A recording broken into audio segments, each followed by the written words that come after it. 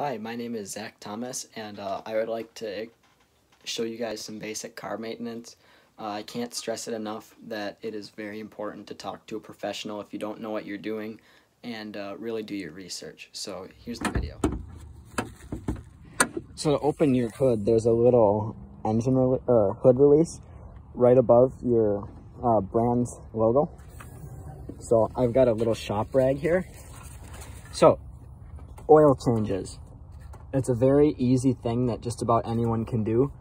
So if you're looking in the engine bay, typically new cars should have a Dexos cap. This is where you add your oil, and the weight of your oil is SAE 5W30. So to add oil, it's as simple as, come on, now it's not gonna do it. It's as simple as loosen the plug, pull it out, and add however many quarts of oil you need. My oil hasn't actually showed up yet, so I cannot basically show you how to add it. And in my car, the oil filter is this white thing. I'm trying to be careful because my engine is hot. You need to make sure when you're checking your oil that your car is at operating temperature, which is in the middle of the hot and cold gauge on your dash, and it must be, your engine must be off for all these. So, okay, let's see here. So, this yellow loop is your engine oil. In order to check it, you just pull it on out. So, it should be, I'm using synthetic oil, so it should be this dark honey color.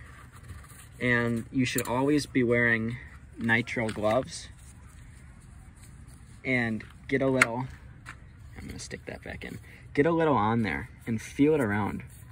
If you feel any gritty stuff or metal, or you see shiny bits, that's not good. That means you should change your oil as soon as possible, because that means shards of metal and stuff are getting through your engine, and oil is like blood for your engine.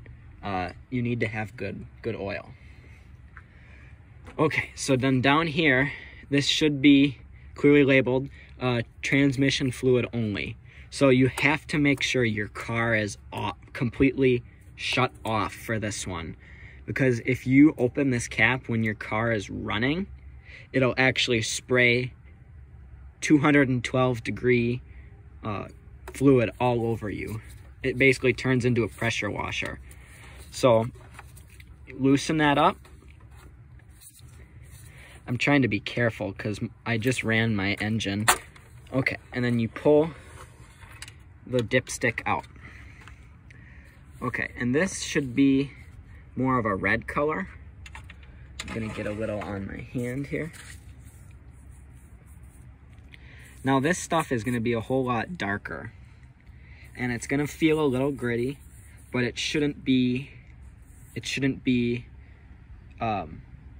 shiny. It shouldn't have bits of metal in it. This is just a little buildup from the pump, so I know when my new fluid gets here, I need to flush the system out. Okay, so coolant. Coolant is next. I'm using a, now I'm spacing on the word, glucose-based coolant, which means it is more safe if you accidentally ingest it or get it on yourself. But basically what you want to check for is that it's still a bright color, like, you know, when you put it in. So you can commonly get coolant colors in red, green, blue, and they all mean different things. So you should check online to see what your car takes. In my case, it just takes a red colored coolant. Your air filter is next. This is a pretty simple one. So this is your air box. It should be either on the right side near your headlight or your left side near your headlight. So you just undo these little clips here, and my chassis bar is in the way here. So I'm gonna try and give a good look here. Okay, so my air filter, there we go. It looks a little dirty. Basically, that's a good thing. That means it's catching all the dirt and dust. But you don't want to run these bad boys for too long, to the point where they become inefficient and aren't actually cleaning the air anymore. So I have a K&N rewashable or reusable air filter that's in the stock air box. So I can take it out, wash it with compressed air very gently, and I can re-oil it and put it back in, which is awesome. Window washer fluid, it's gonna have this emblem or sign on it. It's pretty simple.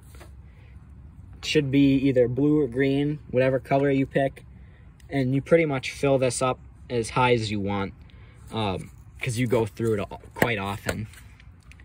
And the last thing, two things to check are power steering. So it should have a steering wheel, this, and then it'll tell you to check your owner's manual. I've done this all already. This is a real short dipstick, and this one is gonna be similar to engine oil. This is power steering, and this is engine oil. It's very thin, and like I said, based on what I'm feeling here, is there isn't any grit in my fluid, so that means my power steering is all good. Just to save me some time here, power steering fluid and brake fluid are the same.